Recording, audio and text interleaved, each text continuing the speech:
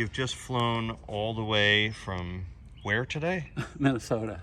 And this Bugeye you've had, tell us, for how long?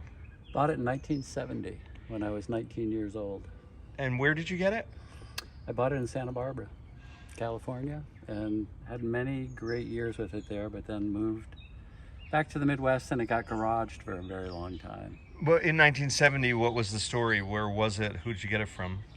You know, I was 19 years old. I was looking for a sports car. I had a friend, an older friend, who had a TR3, and ever since then I was into sports cars like this. I actually looked at an Austin Healey 3000, but I couldn't afford it. And the lot next door had this for sale for $700, and I grabbed it up, and it has been basically a great car. It was just sitting outside at like. It was in a lot. It was in a lot, and I bought it off the lot. Tried to bargain with the guy. I might have gotten him to come down $25 or something, but that was a lot of money back then. Yeah, but did it have a tonneau on or anything? It was just sitting there open, or no. It had. I mean, it had everything. It had the flexible side curtains. It had a top. It had a tonneau. I mean, it was all set up.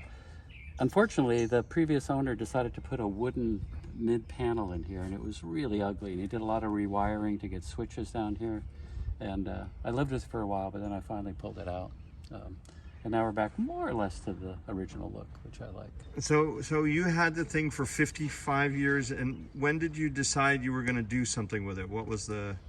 Well, when I retired, back 25 years ago, my daughter, who was about 21 at the time, decided we needed to get it running, and we did.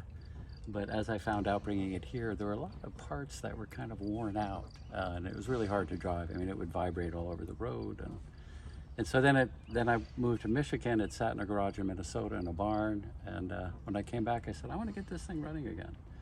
And then I discovered this guy, and there's no one like him, so I had him do some work, and we're going to test out the quality of his work now. I'm going to drive it up to Vermont, and then we're going to see from there, maybe drive it back or maybe have it shipped back. Great. And so what do you notice now? So you haven't seen this thing in, what, a couple months at this point, right? Well, the dash, the dash was a mess, and I've always wanted to see what it was like when it was original, and this really pleases me. Driving it will be an experience as well. I mean, I never could get the shocks. I replaced the shocks a bunch of times when I owned it, and I could never get them to the point that I felt good about taking corners sharp. I mean, when I first had it, it was great, but it's kind of worn out. So yeah, the look of it is fantastic. We may do some body work, we may not. It's still there, but it sounds great, and we'll see how it runs. I haven't driven it yet, so I'm pretty excited. I think you'll find it tracks really well too. It's really nice riding.